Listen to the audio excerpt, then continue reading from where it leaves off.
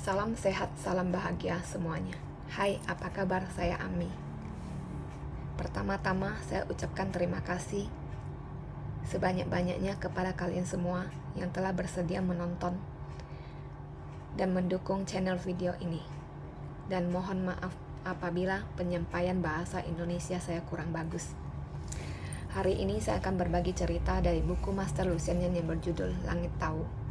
Ceritanya begini. Ada seorang laki-laki bernama Cui Jia. Badannya tinggi sekali. Ia juga memiliki wajah yang sangat tampan. Ia pergi ke rumah Lucian Yan untuk melamar nasibnya. Lalu Master Lucian Yan langsung bertanya kepada dewa tentang nasib Cui Jia.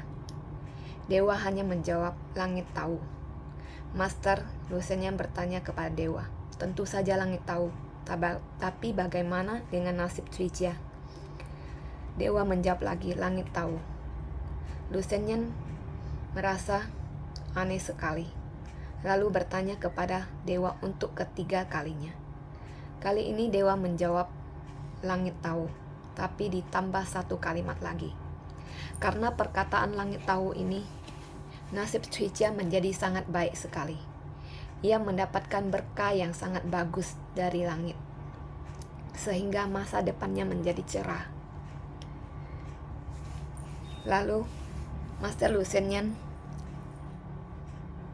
menceritakan lamaran nasib ini kepada Cui Jia dan bertanya kepada Cui Jia, kenapa dewa hanya menjawab langit tahu? Cui Jia merasa terkejut sekali. Ia merasa malu, wajahnya memerah. Lalu menceritakan kepada Master Lucian Yan tentang kisah sebagai berikut. Pada waktu ia masih kuliah, ia menyewa sebuah kamar kos di rumah biasa yang dekat dengan universitasnya. Tuan rumah kamar kos ini adalah seorang nyonya muda yang sangat cantik sekali. Setiap hari nyonya muda ini berdandan dengan cantik sekali. Ia juga memakai pakaian yang sangat bagus sekali. Cui Jia juga merasa tertarik dengan nyonya muda ini. Pada suatu hari, suami dari nyonya muda ini melakukan perjalanan keluar dari rumah.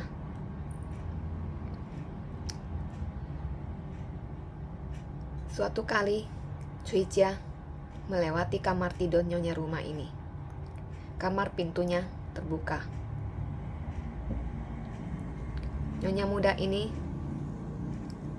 memandang mata Cui Jia sambil menggoda Cui Jia. Karena Cui Jia adalah seorang pemuda, nafsu birahinya sangat kuat sekali. Dia juga merasa tertarik, hatinya tidak tenang. Lalu nyonya muda ini berkata kepada Cui Jia, tidak ada orang yang tahu. Cui Jia langsung maju selangkah, tetapi berhenti sejenak. Nyonya muda ini berkata lagi,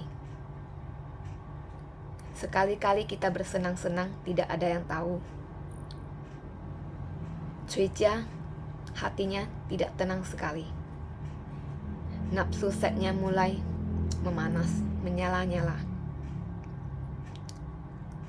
Lalu tiba-tiba di dalam pikirannya, ia terpikir pada waktu sekolahnya, ia mendengar satu perkataan. Ada 4 orang tahu, yaitu langit tahu, bumi tahu, kamu tahu, saya tahu. Biarpun orang tidak tahu, tetapi langit tahu. Biarpun orang bisa tertipu, kita tidak bisa menipu langit. Lalu nyonya muda ini bertanya kepada Cui Jia, bagaimana langit bisa tahu? Cui Jia menjawab, langit tahu, langit tahu, langit tahu.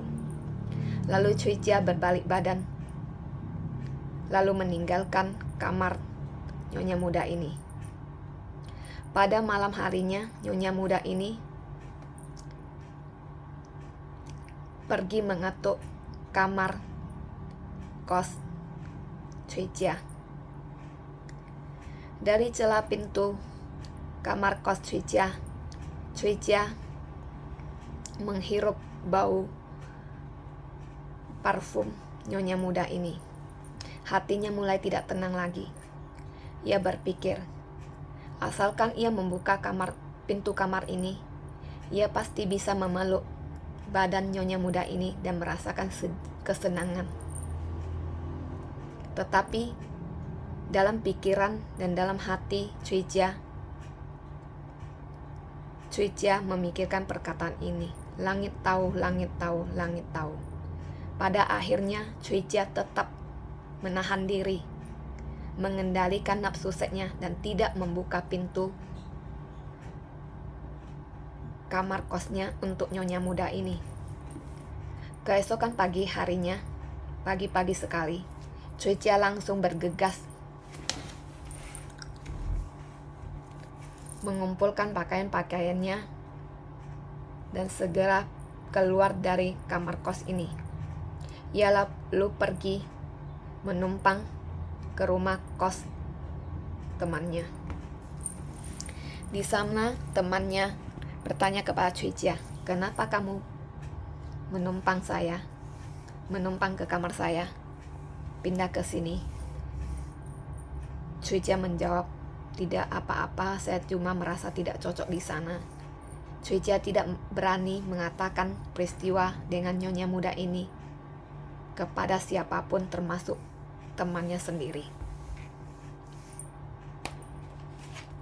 Jadi Cuicia merasakan benar-benar orang tidak tahu, tapi langit tahu.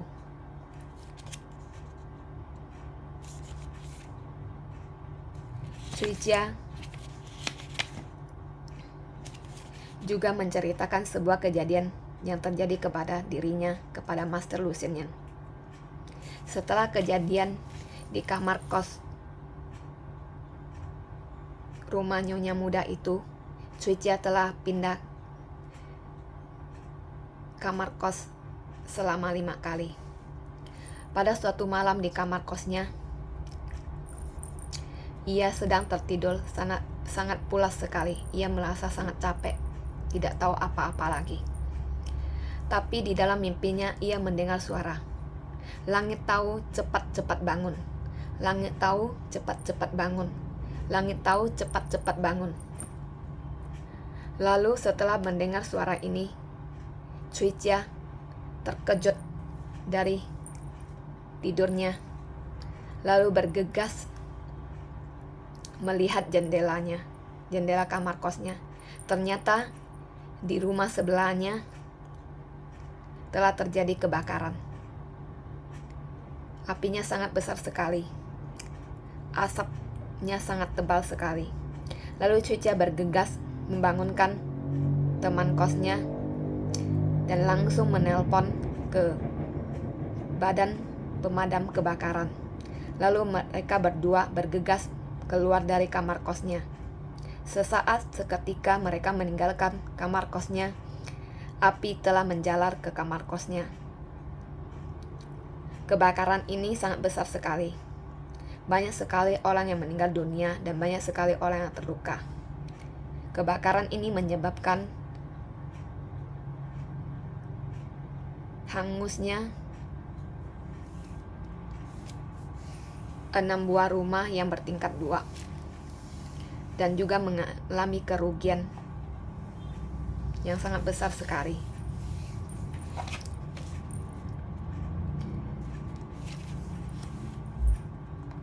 Apabila ia memikirkan kejadian ini, Cuicia masih merasa sangat terkejut dan merasa beruntung. Karena kalau tidak ada suara "Langit tahu, cepat-cepat bangun" ini, Cuicia dengan temannya pasti telah menjadi mayat hitam di dalam kebakaran besar ini. Sebenarnya Cuicia adalah seorang yang tidak percaya bahwa di dunia ini ada dewa dan hantu. Dia juga tidak memiliki keyakinan agama sama sekali. Tapi dari kejadian ini, pada saat dia mendengar suara "Langit tahu, cepat-cepat bangun", ia percaya bahwa di dunia ini ada dewa dan hantu.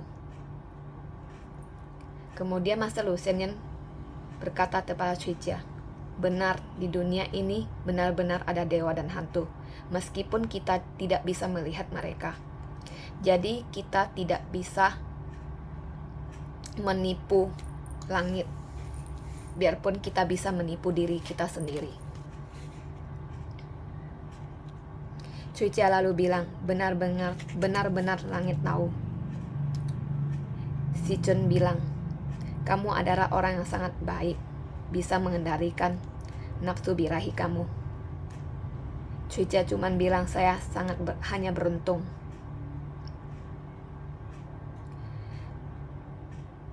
Si Chun bilang, kebaikan dan kejahatan hanya ada sesaat saja dalam pikiran kita. Sekali kita melakukan kesalahan, kita akan merasakan penyesalan seumur hidup kita. Master Lu Shengyan berkata kepada Cuica, di zaman sekarang, hubungan laki-laki dan wanita sangat rumit sekali. Semuanya sangat sulit mengendalikan nafsu birahi mereka. Padahal manusia dan binatang itu beda karena manusia seharusnya bisa mengendalikan nafsu birahi mereka. Tetapi zaman sekarang, banyak sekali manusia yang tidak bisa mengontrol dan mengendalikan nafsu seks mereka, sehingga melakukan perbuatan buruk, perbuatan jahat, perbuatan yang tercela, sehingga mereka lebih buruk dari binatang. Jadi Cuica bertanya kepada Master Lu Shengyan, bagaimana diri kita bisa mengendalikan nafsu birahi kita? Si Chun bilang, di dalam buku Seseer Changqing ada tertulis, kita bisa menganggap orang yang lebih tua sebagai ibu kita, orang yang lebih tua dari kita sebagai kakak kita, orang yang seumur dengan kita sebagai adik kita, dan anak kecil sebagai anak kita. Maka kita bisa memutuskan pikiran jahat kita terhadap mereka. Tetapi Cuica bilang lagi, bagaimana kalau kita tidak bisa berpikiran begini? Apakah ada cara lain? Si Chun lalu berkata kepada Cuica, kalau begitu kita harus melatih diri, mulai konsien, mulai memikirkan, mulai meditasi bahwa di balik badan seorang wanita yang sangat cantik dan seksi itu hanyalah sesosok tubuh yang dilapisi oleh kulit yang sangat tipis. Di dalamnya hanyalah sebuah kerangka tengkorak. Di dalamnya hanya ada organ-organ dalam tubuh. Di dalamnya hanya ada darah, bernanah, dan bau kotoran yang sangat kotor sekali. Maka kita akan bisa memutuskan pikiran jahat kita terhadap mereka. Cuica bertanya lagi, bagaimana kalau kita tidak bisa berlatih begini, memikirkan, melakukan konsep yang begini? Si Chun berkata lagi, kalau waktu nafsu birahi kita besar sekali atau menyala-nyala, kita juga hampir tidak bisa mengendalikannya. Maka di saat ini kita harus memikirkan akibat dari perbuatan ini. Kalau kita melakukan perbuatan jahat ini, perbuatan yang tercela ini, satu langkah saja kita bisa menghancurkan nama baik kita, menghancurkan nama baik keluarga kita, menghancurkan nama baik orang tua kita, menghancurkan nama baik nenek moyang kita, merugikan harta, menghancurkan nama baik anak-anak kita, dan menghancurkan keluarga kita sendiri, bahkan menghancurkan kehidupan kita. Setelah kita memikirkan akibat dari perbuatan ini, maka kita akan bisa berhenti memikirkan untuk melakukan perbuatan tercela ini. Tetapi Cui Jia bertanya lagi, bagaimana akhirnya kita juga tidak bisa mengontrol diri kita? Si Chun berkata, kesenangan ini hanya sesaat saja, tetapi kita akan merasakan kehancuran pada saat kita melakukannya. Cui Jia berkata, zaman sekarang orang-orang hanya memikirkan kesenangan sesaat. Mereka bahkan rela mati asalkan bisa melakukan perbuatan tercela ini. Mereka tidak menyesal sama sekali. Si Chun lalu bilang, Buddha berkata, kesenangan hanya kosong belaka. Tetapi tidak semua orang bisa melihatnya dan merasakannya.